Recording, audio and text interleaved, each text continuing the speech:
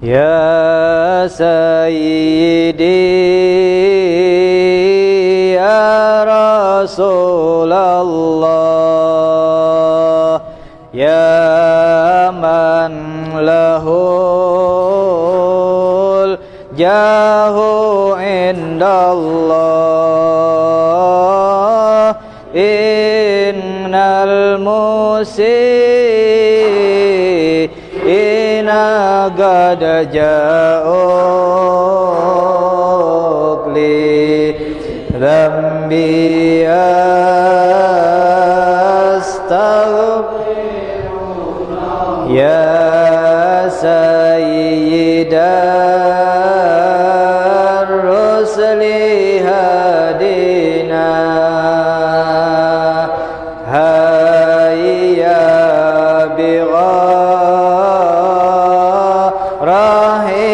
bigharahilainal an ya himmatas sadatil agapab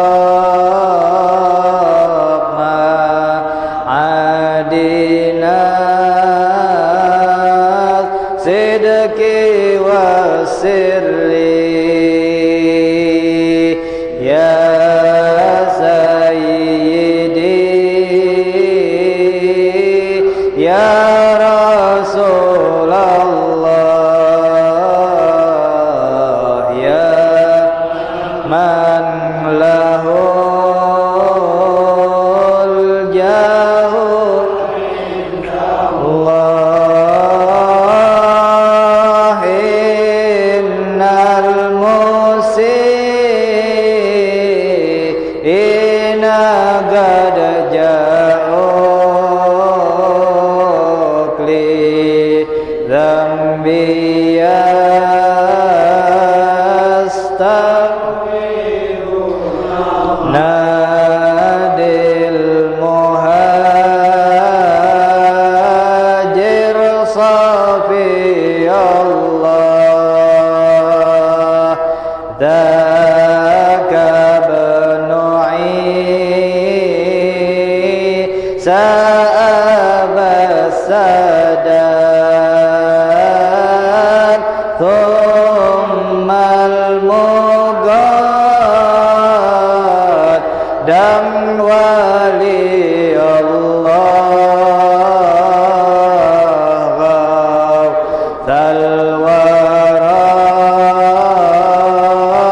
gudwatal gadat ya sayyidi ya Rasulullah, ya man lahul jahu indallah, innal musi'ina qad ja'uk li dhambi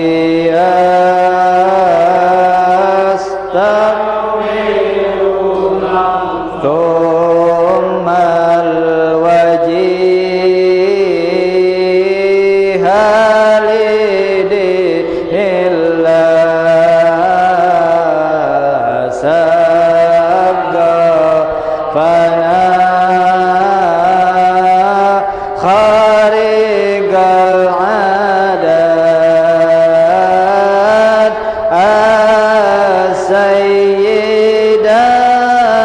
as-sayyidal kamilal awwab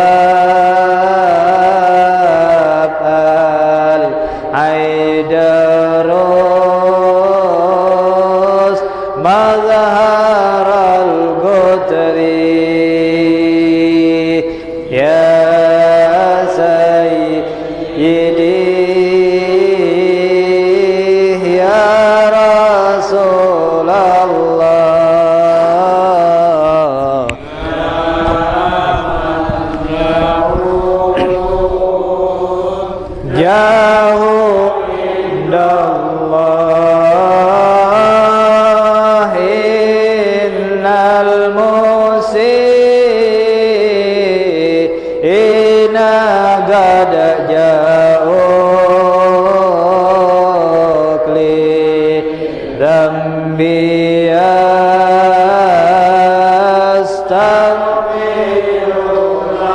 قوموا بنا واكشفوا عنا يا سادتي هذه الأسواق وحمودي نذكم الغنى من جملة الشر والبلوى يا سيدي يا رسول الله يا له الجاه الله إن المسيئين قد جاءوك لذنبي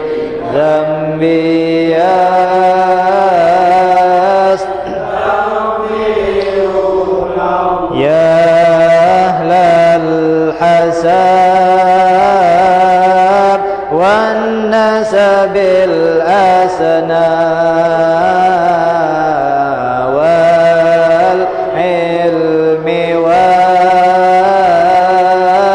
والحلم والتقوى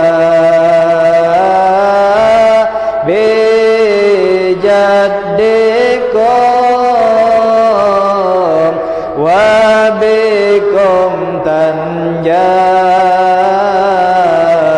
صحب البليات والضر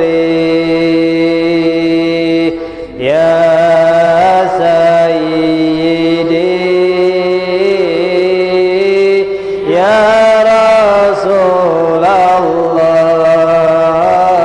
الله يا من له الجاه عند الله إن المسيئين قد جاءوك لذنبي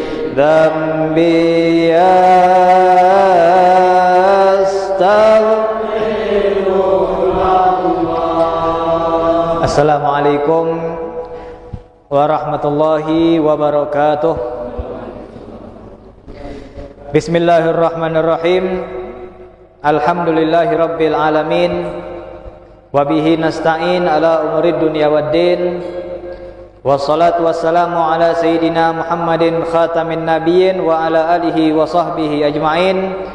Subhanaka la ilma lana illa ma 'allamtana innaka antal alimul hakim wa tub alaina ya rab innaka antat tawwabur rahim wa la haula wa la quwwata illa billahil aliyyil azim. Allahumma aghnina bil ilm wa zayyinna bil hilm wa akrimna bitaqwa jamila bil afiyah. Allahumma aghnina bil ilm wa zayyinna bil hilm wa akrimna bitaqwa jamila bil afiyah. Allahumma ya muhawwilal ahwal hawil halana wa ahwal muslimin ila hasanil hal bihaqqi maula Bilal wa haula'ir rijal wa sallallahu ala sayyidina Muhammadin nabiyil ummi wa ala alihi wa sahbihi wa sallam. Alhamdulillahi rabbil alamin. Ma'asyiral hadirin, alhamdulillah thumma alhamdulillah thumma alhamdulillah. Bersyukur kita kepada Allah Subhanahu wa taala yang mana Allah Subhanahu wa taala terus menerus memberikan nikmat-nikmatnya kepada kita. Di antaranya nikmat panjang umur dari Allah Subhanahu wa taala. Berapa banyak hadis dari Nabi Muhammad sallallahu alaihi wasallam yang mana mereka menjelaskan orang-orang yang berada di alam kubur setiap detiknya meminta kepada Allah Subhanahu wa taala agar dikembalikan sebentar saja ke dunia agar mereka bisa beribadah kepada Allah Subhanahu wa taala.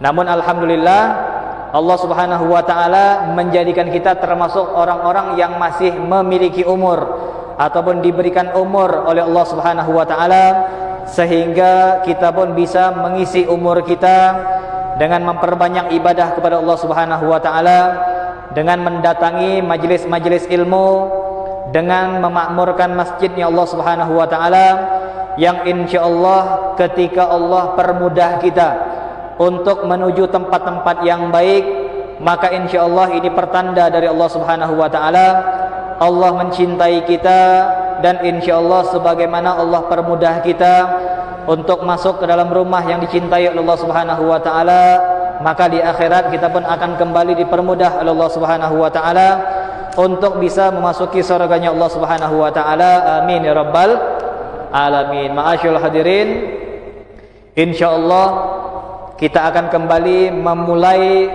kegiatan baik kita. Kita akan kembali memulai melestarikan majelis ilmu yang sangat banyak faedahnya menurut hadis-hadis Nabi Muhammad SAW, yang insyaallah di majelis Kampung Sawah ini kita akan membuka kitab Ihya Ulumuddin yang menjelaskan tentang sholat sunnah yang mungkin jarang kita dengar. Mungkin selama ini kita lah biasa dengar yang nama sembahyang duha, sholat duha lah biasa, sholat witir lah biasa, taraweh barusan, dengar qobliyah ba'diyah sudah pernah. Namun insyaallah kali ini kita bakal kembali menjelaskan tentang sholat yang mungkin tidak pernah kita dengar. Kita bakal membahas tentang sholat yang mungkin belum pernah kita kerjakan. Ini alangkah bagusnya sepanjang umur kita minimal sekali jalah kita mengikuti sunnah Nabi Muhammad SAW. Sampai-sampai pernah dikatakan di antara kehebatan Imamul Haddad, beliau sampai diangkat oleh Allah Subhanahu wa taala, di antara sebab Imam Haddad ilmunya diberkahi oleh Allah Subhanahu wa taala, derajatnya ditinggikan oleh Allah Subhanahu wa taala, gara-gara Imamul Haddad berhasil mengerjakan seluruh sunnah Nabi Muhammad SAW. Beliau pernah mengatakan, aku sudah pernah mengerjakan yang pernah diperbuat sama Nabi Muhammad kecuali memanjangkan rambut. Karena mohon maaf, kebetulan rambut Imam Haddad enggak lebat, rambut beliau enggak lebat, jadi jarang-jarang. Sedangkan sunnah Nabi Muhammad pernah memanjangkan rambut. Nabi Muhammad pernah memanjangkan rambut. Beliau mencocokkan antara fisik beliau dengan yang dilakukan sama Nabi Muhammad SAW.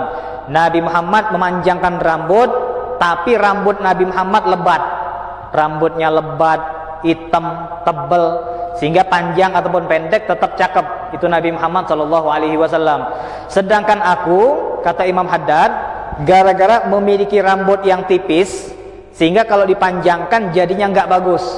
Nanti ketika orang memandang rambutku yang panjang, mereka bakal mengatakan, oh rupega manjangkan rambut itu tidak bagus, berarti Nabi itu tidak bagus. Aku tidak ingin mengotori kebersihan dan keindahan Nabi Muhammad SAW.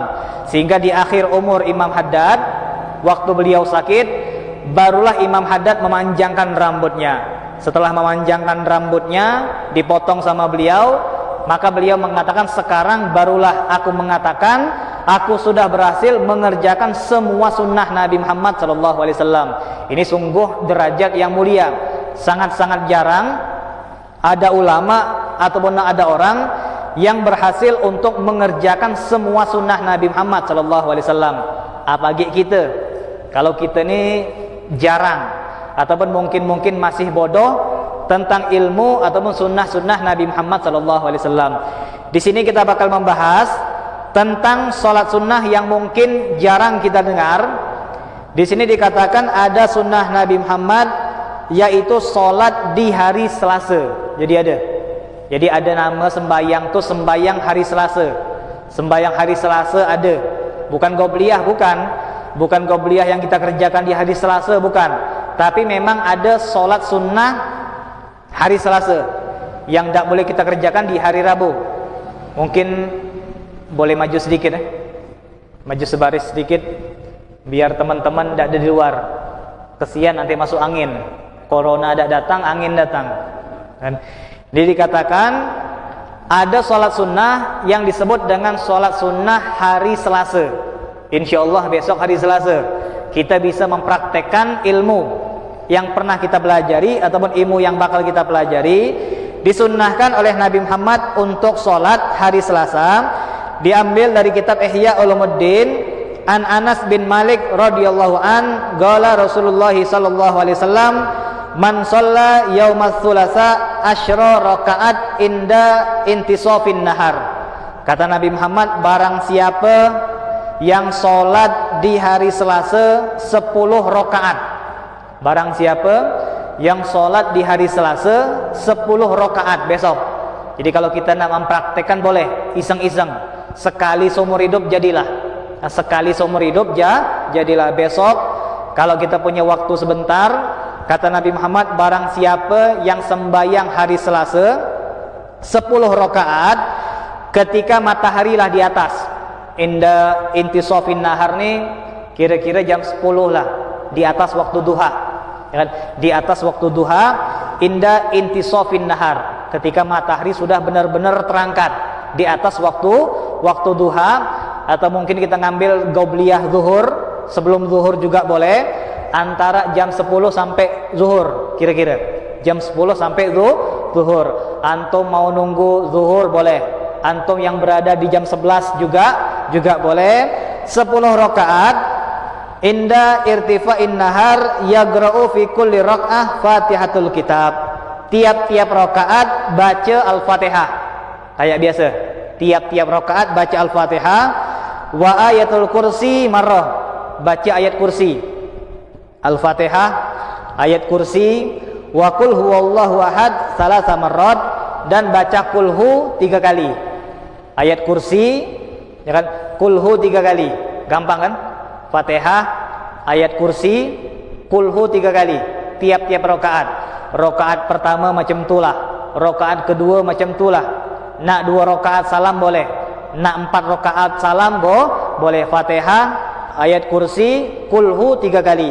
Maka kata Nabi Muhammad, barang siapa yang sholat Selasa dengan 10 rakaat, lam tuktab alaihi khati'atun ila sab'ina yauman, maka selama 70 hari ke depan dia tak bakal dicatat sama Allah Subhanahu wa taala sebagai orang yang berbuat keburukan.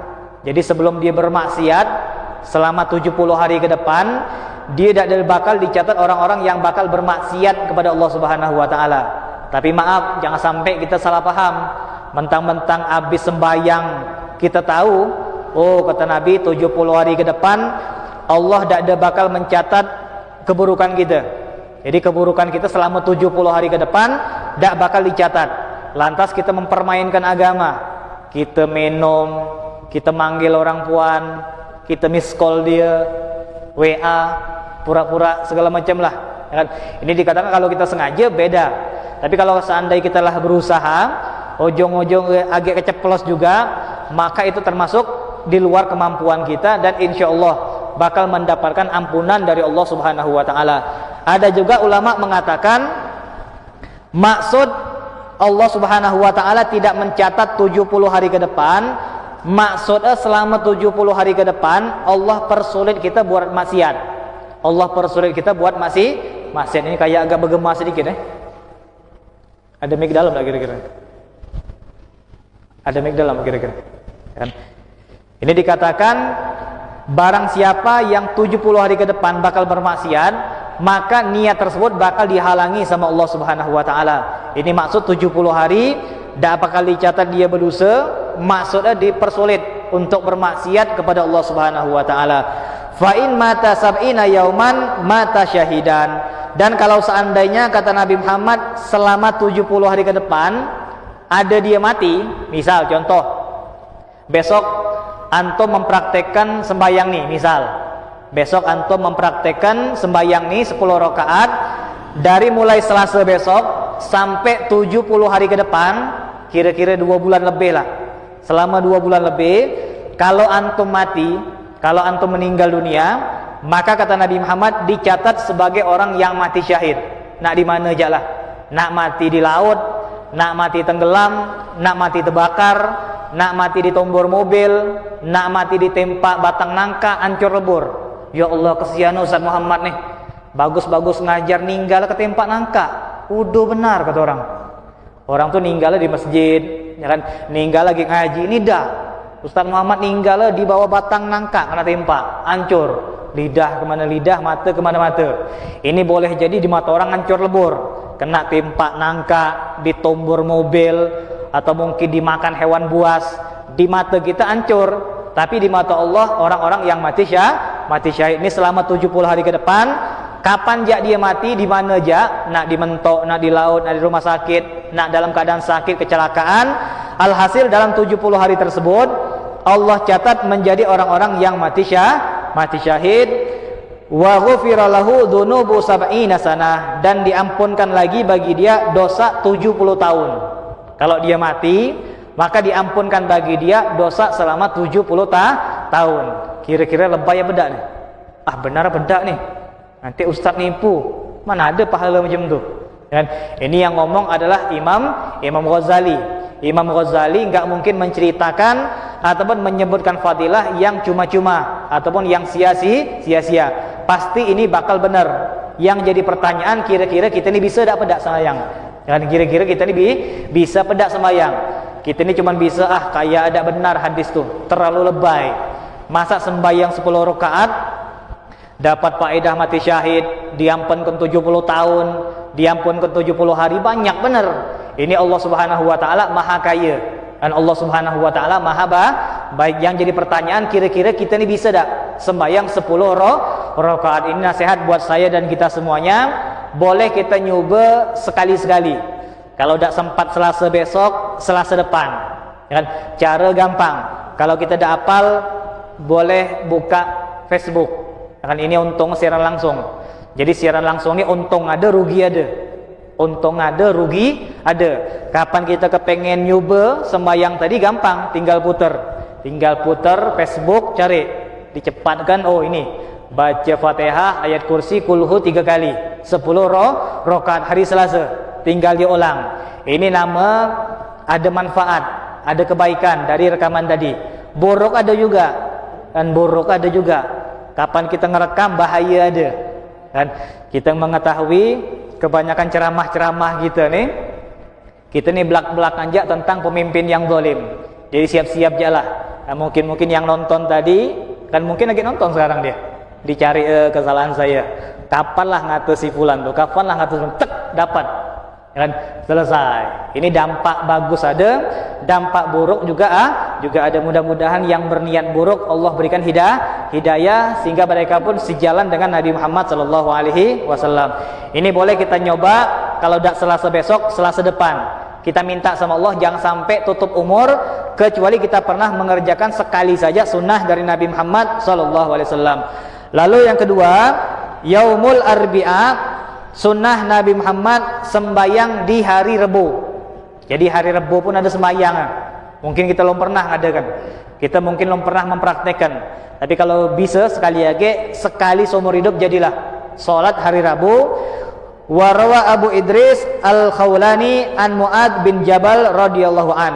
Dari sahabat Mu'ad bin Jabal. Sahabat Mu'ad bin Jabal ini merupakan sahabat yang pintar luar biasa. Cerdasnya luar biasa. Otak beliau encer luar biasa. Sampai-sampai Nabi Muhammad mengatakan Mu'ad bin Jabal ulama ummati yaumul qiyamah. Kan? Ataupun dalam hadis yang lain Mu'ad bin Jabal imamul ulama yaumul qiyamah. Ini ada riwayat dari Nabi Muhammad sallallahu alaihi wasallam, imamul ulama, imamnya para ulama.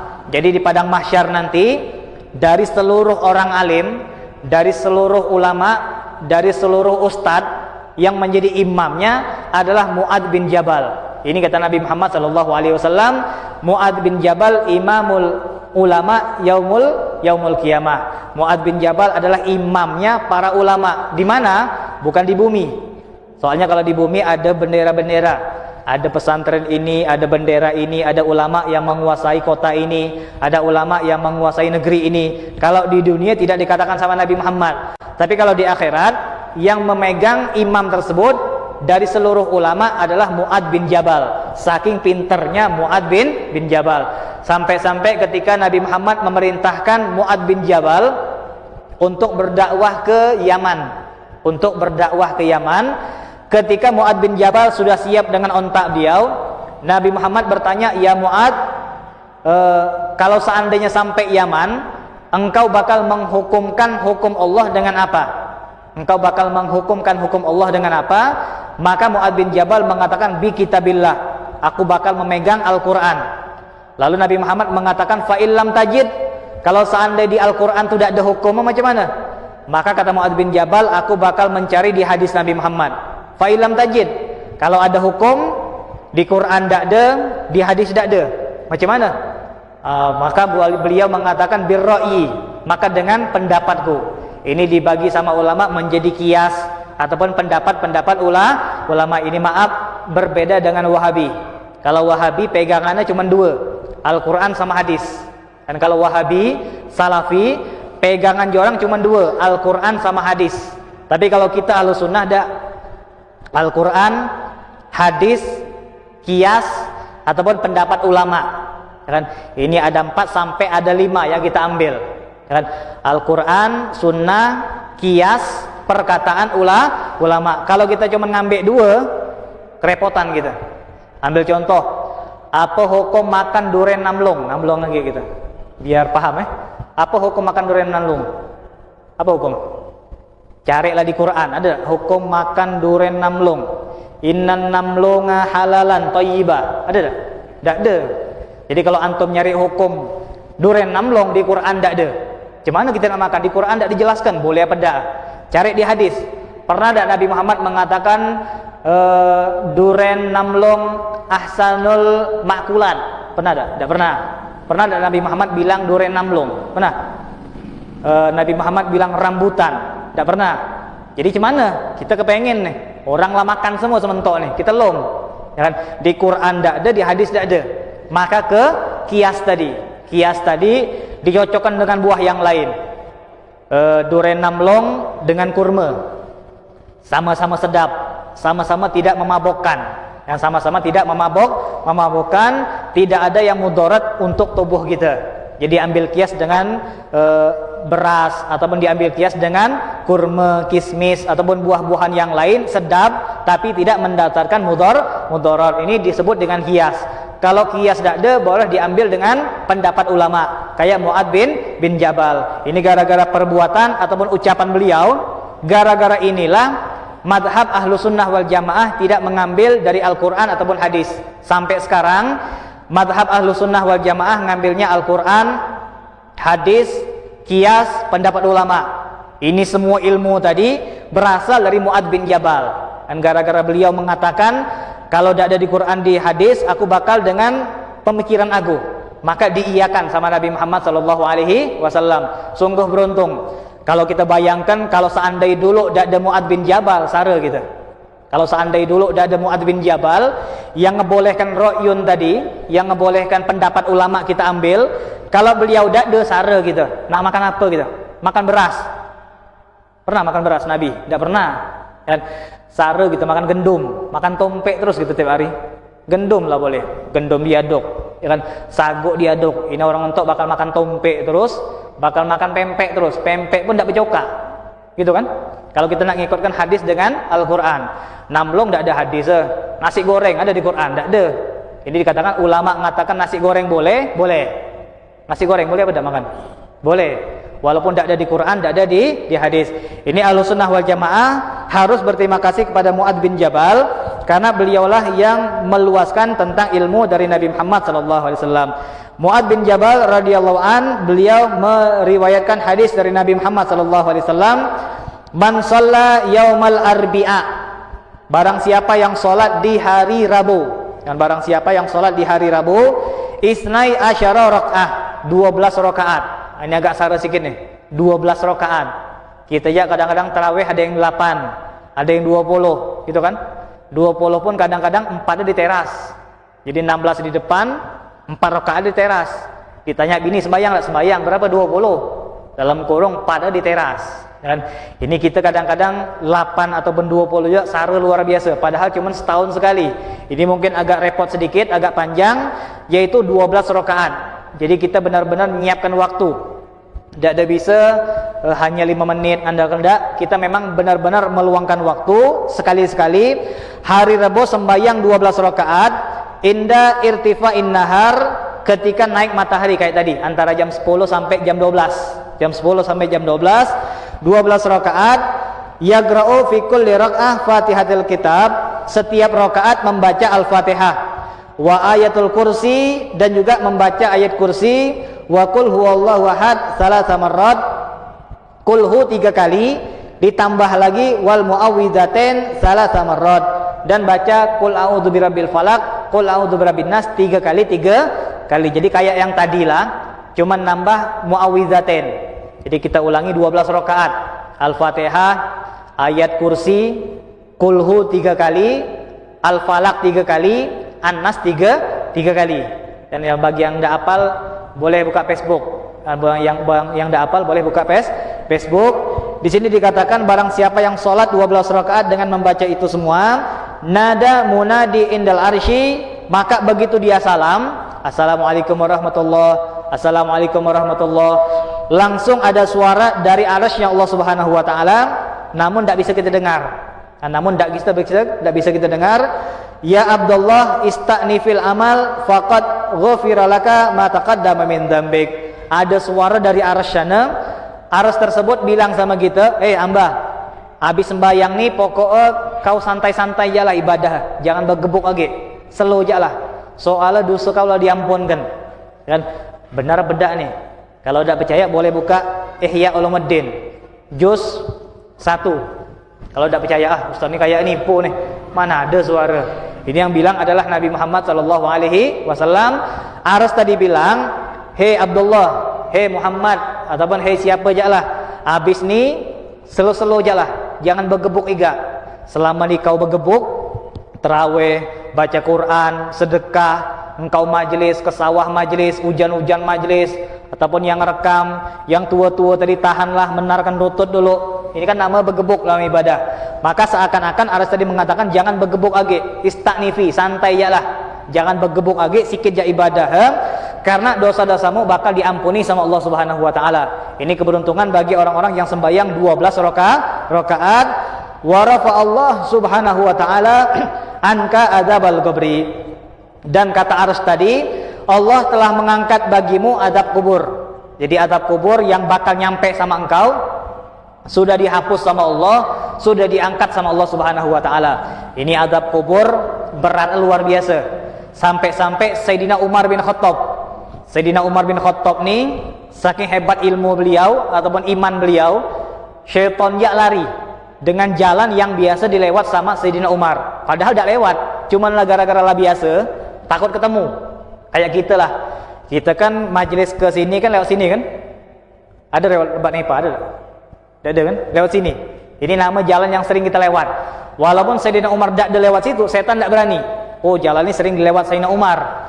Takutnya kapan kita lewat berpapasan. Jadi bukan menghindar, bukan, tapi jalan yang sering dilewati sama Sayyidina Umar, tidak berani setan lewat. Saking takut. Ini iman Sayyidina Umar bin Khattab, iman kuat, berani pula. Sayyidina Umar bin Khattab ni kalau kelahi nak bertiga. Kalau tiga baru kelahi. Tapi kalau ada preman duit kok dak nak, cemen. Kan ngajak kelahi, sikok duit kok dak nak dia. Cari sikok lagi 3 baru imbang gitu. Kan ini Sayyidina Umar. Jadi kalau nak kelahi itu 3. Kalau 2 lom. Ya kan? Kalau 2 seakan-akan beliau mengatakan cari sikok lagi biar seimbang. 1 dengan 3 baru seimbang. Dan 3-3 itu kalah. Kan ini Sayyidina Umar bin Khattab. Kalau Sayyidina Ali bin Abi Thalib 5 orang dan nak kalah beliau. Sayyidina Ali bin Abi Thalib yang kuat luar biasa. Yang pintu Khaybar tuh bisa diangkat beliau, pintu besi itu diangkat beliau, padahal 10 preman pun tidak kuat untuk mengangkat gerbang Khaybar besi yang besar tadi. Ini ulama-ulama kita mengetahui sesungguhnya sahabat Nabi Muhammad tuh iman kuat, badan orang kuat juga. Jadi kalau kita memperhatikan fisik sahabat Nabi Muhammad tuh kayak kuat-kuat semua, tidak kayak gitu. Ini kalau kita belajar tentang sejarah, kebanyakan sahabat tuh badannya kuat-kuat semua, tidak kayak gitu. Kalau kita ini kena angin, angin, dan kena corona takut gitu. Ada orang bersin, takut gitu, corona, penakut gitu nih. Dengan corona takut, bersalam takut, ini takut, ya kan? Fisik takut, tapi ego berani luar biasa, sombong luar biasa. Ini fisik kita lemah-lemah, tapi kalau fisik sahabat kuat-kuat. Jadi kapan waktu perang datang, jorang tuh kuat-kuat. Jorang tuh kuat, mereka lah biasa nih. Dan kata ulama, di antara sahabat tuh kalau berperang tidak bawa pedang, Nabi Muhammad memberikan syarat, Eka boleh perang tidak bawa pedang, tapi syarat Eka bisa nyekek orang sampai pecah. Nah, itu. Jadi kalau kita nak perang tidak bawa pedang boleh, tapi syarat kita bisa nyekek orang sampai hancur leher. Jadi butuh kekuatan, kan? Ini dimiliki sama sahabat Nabi Muhammad SAW. Sayyidina Umar bin Khattab yang iman bagus, badan kuat luar biasa, tapi kapan dengar ceramah tentang kubur, gemetar beliau, gemetar pucat pasi, kan? Ini Sayyidina Umar bin Khattab ditanya sama Nabi Muhammad, ngapa takut dengan kubur? Kata beliau, ya Rasulullah, kalau di mahsyar ramai, kalau di padang mahsyar ramai, tapi kalau di alam kubur masing-masing sendiri-sendiri, takut. Tidak ada orang, tidak ada siapalah, sendiri bakal takut aku bakal menghadapi azabnya Allah Subhanahu wa taala. Ini siksa kubur beratnya luar biasa, sampai-sampai Nabi kita Muhammad pernah berjalan. Ini sering kita dengar cerita, Nabi Muhammad berjalan, tiba-tiba Nabi Muhammad nangis. Nabi Muhammad langsung ngambil 2 pelepah kurma. Nabi Muhammad naruh pelepah kurma tadi di atas 2 ekor kubur tadi.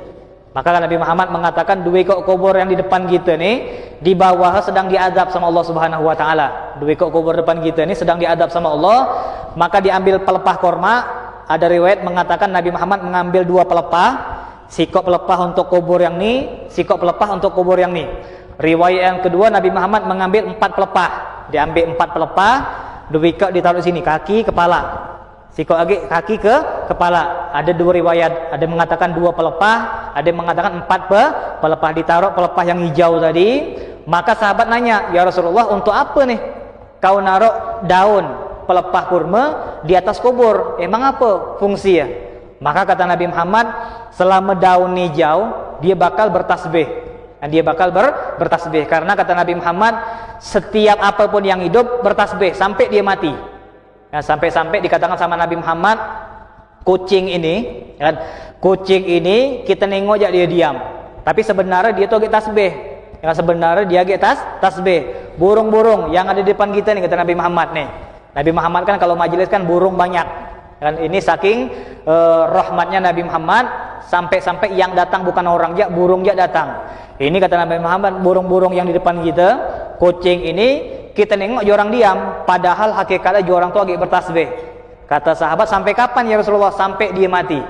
Ditasbih terus, tapi kapan dia mati stop. Nah, sama dengan daun nih. Daun nih selama dia hijau, berarti dia itu lagi hidup. Kan? Ada zat-zat segala macam lah. Daun yang lagi hijau tuh lagi hidup, dan apapun yang hidup bakal bertasbih.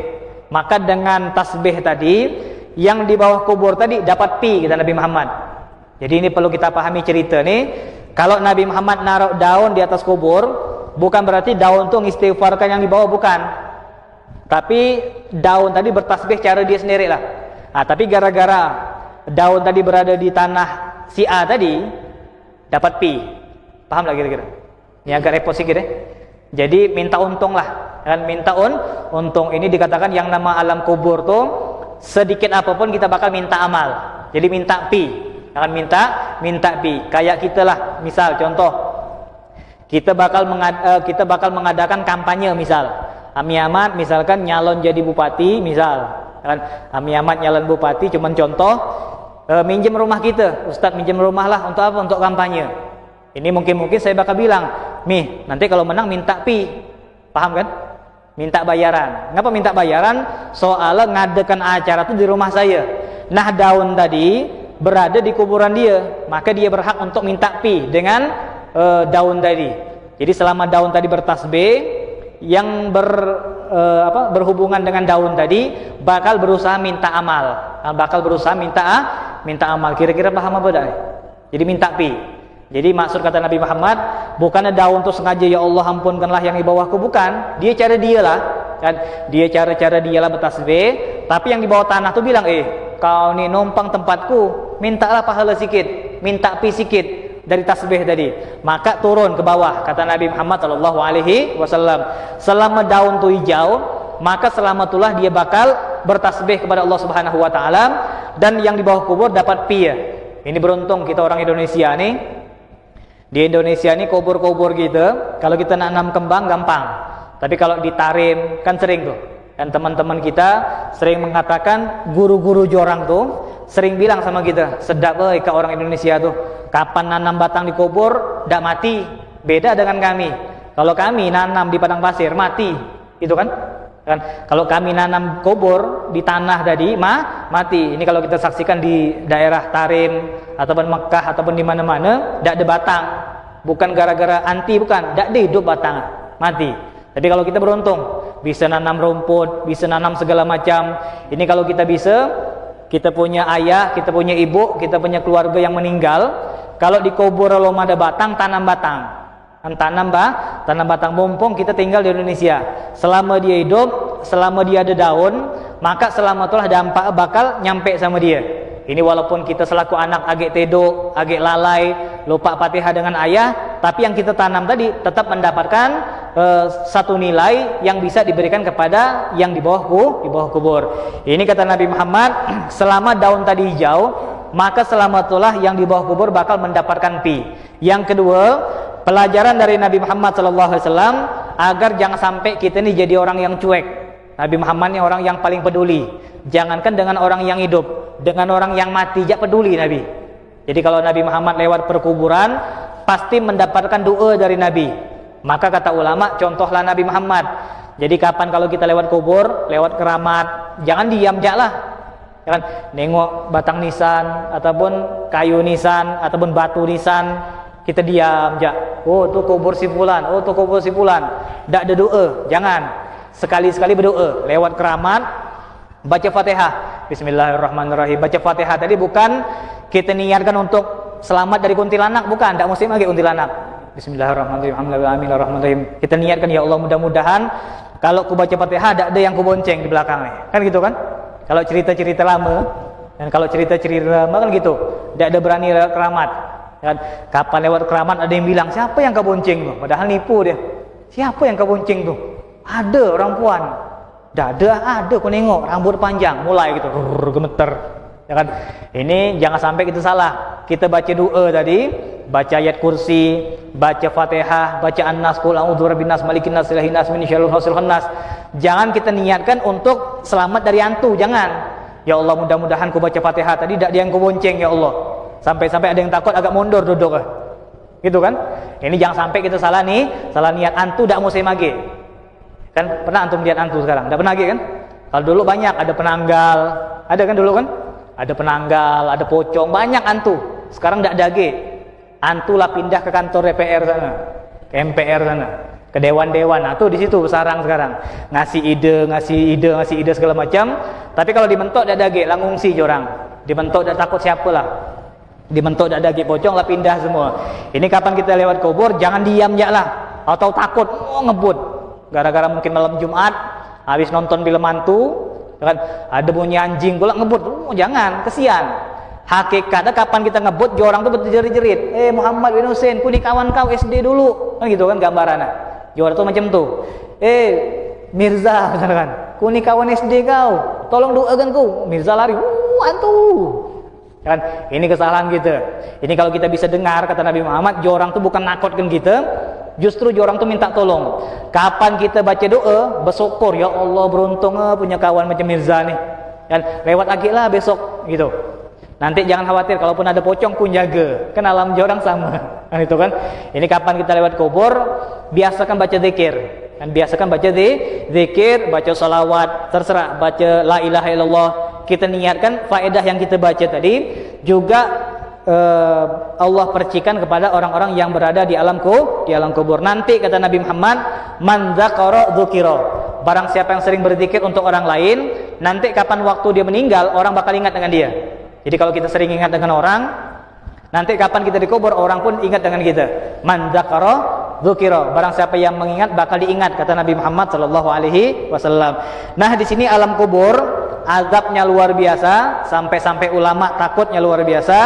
Di sini dikatakan barang siapa yang sholat 12 rakaat tadi, maka azab kubur bakal diangkat oleh Allah Subhanahu wa taala berkat sholat 12 rakaat tersebut. Kemudian wadhiqahu, dan juga himpitan alam kubur. Kata Nabi Muhammad, begitu mayit diangkat. Ini mayit nih. Mayit lah dimandikan, lah disembayangkan, dikuburkan. Begitu mayit masuk alam kubur, sebelum mungkar nakir datang, azab pertama kata Nabi Muhammad diempit dulu. Jadi sebelum ada mungkar nakir, sebelum orang berlangkah 7 langkah tadi, kan sebelum orang berjalan 7 langkah tadi, ini mereka sudah mendapatkan azab kubur dengan bentuk himpitan. Jadi mungkar nakir belum datang, lah diempit dulu. Kan ini himpitan alam kubur. Himpitan tadi bermacam-macam. Orang yang dosa segini ngimpit segini. Orang yang dosa banyak ngimpit sare. Dan orang yang dosa berlepat-lepat bakal ngimpit dia dengan rasa sakit yang luar biasa. Dalam sebuah hadis Nabi Muhammad pernah mengatakan, inna fil qabri la dhaghthah. Sesungguhnya di alam kubur itu la dhaghthah, ada himpitan. Dan di alam kubur itu ada himpitan. Lau najaminhu ahadun, kalaupun ada yang selamat dari himpitan tadi, maka pastilah Sa'ad bin Mu'adz. Ini kita simpulkan ucapan Nabi Muhammad. Nabi Muhammad pernah mengatakan, sesungguhnya di kubur tuh ada himpitan kubur. Nah, sesungguhnya di kubur tuh ada himpitan kubur. Tidak ada siapalah yang selamat. Kata Nabi Muhammad, tidak ada siapalah yang selamat. Semua orang dihimpit. Dan semua orang bakal dihimpit sama kubur tadi. Kalau memang ada yang selamat, kata Nabi Muhammad, maka pastilah Sa'ad bin Mu'adz. Sa'ad bin Mu'adz. Sa'ad bin Mu'adz ini ketika meninggal dunia, ihtazzal arsyu limautih. Sa'ad bin Mu'adz ini waktu meninggal, ars goncang. Saking berebut malaikat untuk nyambut arwah tadi. Jadi begitu roh Sa'ad bin Mu'adz diambil sama Allah, berebut malaikat nyambut, kulah nyambut dah, kujaklah nyambut dah, berebut. Saking banyaknya malaikat, ars goncang. Kan ars goncang, kayak kita lah. Kalau kita namu ke rumah Mikadir kan rumah panggung Kalau kita ramai-ramai semasjid naik rumah Mikadir, kira-kira begegak kata orang mentok. Atau begegak. Begitu kan? Semua orang jami naik ke rumah Mikadir. Kalau tidak roboh, kan minimal bergoyang. Ini gara-gara rame tadi. Tapi kalau yang naik 2 orang tidak bergoyang. Tapi kalau lah naik jami Surau Tanjung, Surau Al-Amin gabung ke rumah beliau, bakal goncang. Ini bukan goncang rumah Mikadir, tapi yang bergoncang adalah arsy. Gara-gara malaikat berebut untuk nyambut rohnya Sa'ad bin Mu'adz. Ini hebatnya luar biasa. Kata Nabi Muhammad, Sa'ad bin Mu'adz yang hebat magomnya sampai disambut sama malaikat, masih mendapatkan himpitan kubur. Gimana kita nih? Kan Sa'ad bin Mu'adz yang disambut sama malaikat, yang kata Nabi Muhammad waktu dia meninggal aras goncang tadi, ini kan hebat nih. Age tetap dapat himpitan kubur. Kan age tetap dapat himpitan kubur. Gimana kita? Ini kata Nabi Muhammad, semua orang bakal dihimpit, dan penyimpitan tadi ataupun ngempit tadi tergantung amal kita. Kalau maksiat kita segini, amal segini. Sa'ad bin Mu'adz termasuk orang-orang yang kena himpitan kubur tapi sedikit. Gara-gara apa? Gara-gara pernah Sa'ad bin Mu'adz itu agak sedikit terledor dalam masalah cebok. Pernah sekali aja lah cuman sekali aja lah, tidak ada perse masalah cebok. Maksudnya bukan dak cebok, bukan. Oh, dak cebok bukan. Lah cebok, tapi kayak kita nih kadang-kadang cebok, misal ada tamu kadang-kadang kan buru-buru kan, dak tahu gitu. Kadang-kadang kita nih perhatian, oh bersih. Kadang-kadang mungkin ada waktu, gara-gara ada tamu, gara-gara dipanggil semua orang buru-buru. Kan cebok basing-basing langsung kita keluar. Ini mungkin pernah terjadi sama kita. Jangankan sama kita, sama sahabat aja pernah. Padahal Sa'ad bin Mu'adz ini orang yang paling perhatian dalam cebok jadi agak kecolongan sekali. Nah, gara-gara pernah kecolongan sekali tadi, tetap dihitung sama Allah dan dihimpit dengan alam kubur. Gimana kalau kita? Habis gitu. Tulang kemana tulang kalau gitu nih. Dosa kemana dosa. Untuk dari itu, kalau nak bermaksiat sikit-sikit jalah. Kan kalau nak bermaksiat sikit-sikit jalah. Kalau nak ngata orang pakai waktu, jangan sejam. Kalau nak ngata orang, yuk kita ngata siapa nih? Ngata si fulan jalah. Oh boleh, tapi 5 menit jauh. Takut ngimpit sare, Allah. Kalau gitu sepakat kita ngerumpi 5 menit pakai alarm. Wah si fulan tidididit selesai, stop. Kan maksiatnya jangan banyak-banyak. Semakin banyak maksiat, semakin besar himpitan di alam kubur kata Nabi Muhammad sallallahu alaihi wasallam. Kemudian dijaga oleh Allah Subhanahu wa taala, wa rafa'anka syada'ida al-qiyamah wa zulmatuhu wa rafa'anka syada'idal yaumil qiyamah, dan juga diselamatkan dari gelapnya alam kubur. Kubur tuh gelap. Kan kubur tuh gelap. Nak kita beri lampu, nak kita beri apapun tetap gelap. Kalau kita ngelihat mumi Fir'aun, tahu kan? Fir'aun yang di mumi yang dibalsam tadi kan terang tempatnya. Diberi kaca, diberi lampu. Bayangan kita terang, tapi bagi Fir'aun tadi gelap luar biasa. Dan kita ngelihat jasad dia diam, tapi sebenarnya dia tuh agak digebuk gitu kan? Fir'aun digebuk apa enggak sekarang? Digebuk. Tapi kalau kita kapan-kapan ke mumi sana, nengok Fir'aun, diam aja dia. Tidak ada bekas apalah. Mana kata digebuk, tidak ada barian apalah. Tidak ada kelihatan, beda alam. Ya kan? Ini walaupun terang tempat dia, kayak mumi Fir'aun tadi, hakikat bagi dia gelap buta luar biasa, dan diadab terus sama Allah Subhanahu wa ta'ala. Ini kata Nabi Muhammad, orang yang sembahyang 12 rakaat, maka aman dari adab kubur. Kemudian penyempitan dilonggarkan sama Allah Subhanahu wa taala, dan kuburnya bakal terang kata Nabi Muhammad sallallahu alaihi wasallam, wa rafa'anka syada'ida yaumul qiyamah, dan diangkat bagimu sare yaumul qiyamah. Kita kalau bilang ataupun ngobrol tentang sare yaumul qiyamah, sekarang ya sare gitu kan. Sekarang ini musim corona. Ya kan? Sekarang ini musim corona, orang banyak berhenti begawe, pemasukan berkurang, kita berjual pop es kena razia polisi, ya kan? Lewat jam kena panggil, itu kan kemarin. Sekarang lah new normal cop. Ya kan? Lah new normal. Kalau kemarin tuh ini tidak boleh, tu tidak boleh, ya kan? Ini insyaallah ke depan bakal boleh. Dan insyaallah ke depan bakal boleh. Jangankan berbicara tentang hari kiamat, di dunia aja kita nilai sare. Sampai-sampai banyak orang yang nak bunuh diri. Alang ke sare hidup nih, bunuh diri dia. Kapan dia bunuh diri, lupa gak di akhirat lebih sare lagi. Itu kan? Kapan dia bunuh diri, ketemu di akhirat, rupegak lebih sare lagi. Ini sesare-sare dunia, jauh lebih sare akhirat. Sesare-sare dunia, kalau ngantuk tidur lah gitu. Itu kan? Sebanyak-banyak apapun utang gitu. Sesare-sare penduduk kita, kalau lah ngantuk tidur. Pertanyaan saya, kalau lah tidur tuh kira-kira agak pening apa enggak? Kalau lah tidur nih, agak pening enggak kira-kira? Enggak. Kita tidur 2 jam enggak bakal pening. Enggak ada orang tidur merengut, ya kan? Ya Allah, kesian ini saking sare tidur yang merengut. Tidak ada kan? Boleh dia ngerengut, tapi kapan tidur? Tengah-tengah, mimpi duit, mimpi segala macam. Dan ini artinya walaupun dia sare, 2 jam tadi di stop sama Allah, pening dia. 2 jam tidak ada ngapa-ngapa dia, santai. Tapi yaumul qiyamah tidak ada jeda, tidak ada tidur, tidak ada 10 menit, tidak ada setengah menit. Ini dikatakan sare yaumul qiyamah. Yang terakhir, wa rufi'alahu min yaumihi amalun nabi, dan kata Nabi Muhammad di hari Rabu tersebut amalnya bakal diangkat sama Allah Subhanahu wa taala sebanyak jumlah amalan nabi. Ya kan? Ini saking hebat amal tadi. Kalau kita sembahyang 12 rakaat hari Rabu tadi, maka di hari Rabu tadi amal kita diangkat sama Allah.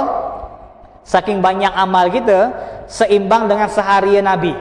Dan seimbang dengan seharian nabi. Sehari nabi itu luar biasa. Jangankan sehari nabi, sehari ulama aja beda, gitu kan?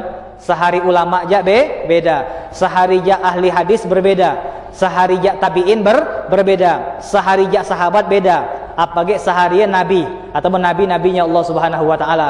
Ini fadilah yang luar biasa. Ini nasihat buat saya pribadi dan kita semuanya, minimal sekali jadilah. Yang kita boleh buka rekaman tadi, sembahyang 12 rakaat boleh nyoba. Apalagi yang mungkin pengangguran, yang toko tutup mungkin. Ini kan peluang kita. Kapan lagi kita waktu nganggur? Yang mumpung lagi nganggur nih sembahyang kita. Ya kan? Di kebun, di pantai, terserahlah, di hutan, di kantor boleh, di rumah boleh, dimanapun boleh.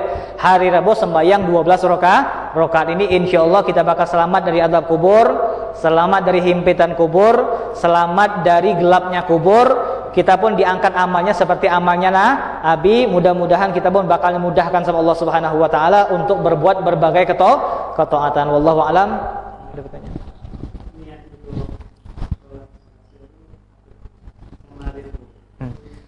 Kalau niat usolli sunnata yaumul arbi'a, kalau hari Rabu Usalli sunnata yaumul tsulatsa. Kan usalli sunnata yaumul arbi'a kalau Rabu, yaumul tsulatsa hari Selasa. Nawaitu usalli sunnata yaumul tsulatsa. Usalli sunnata yaumul arbi'a. Ya, tinggal diganti yaumul arbi'a tadi. Usalli sunnata yaumul arbi'a. Usalli sunnata yaumul tsulatsa. Ini Rabu ataupun Selasa wallah. Kalau Rabu tadi yang kedua tadi Fatihah, ayat kursi, kulhu 3 kali, Al-Falaq 3 kali, An-Nas 3 kali. Jadi katakan ada 5. Fatihah, ayat kursi, kulhu 3 kali, Al-Falaq 3 kali, An-Nas 3 kali. Ini minimal sekali jadilah kita berbuat ataupun mengerjakan sunnah dari Nabi Muhammad sallallahu alaihi wasallam.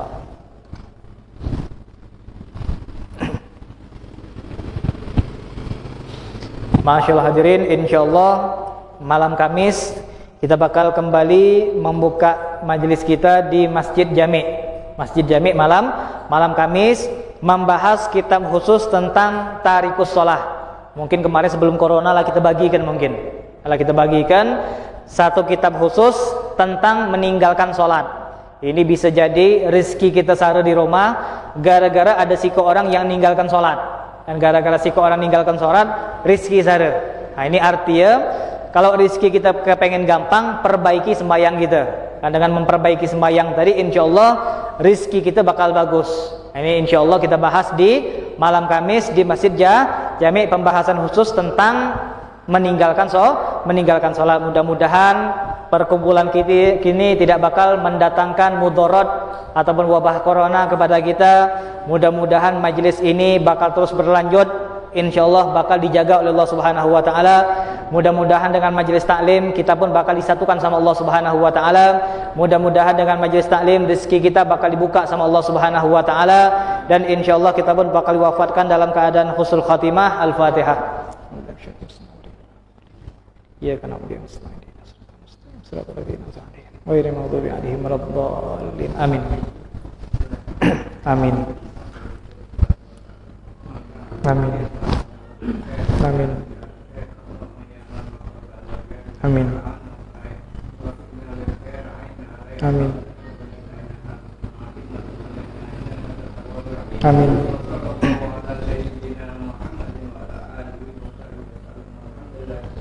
Wassalamualaikum warahmatullahi wabarakatuh. اللهم صل وسلم على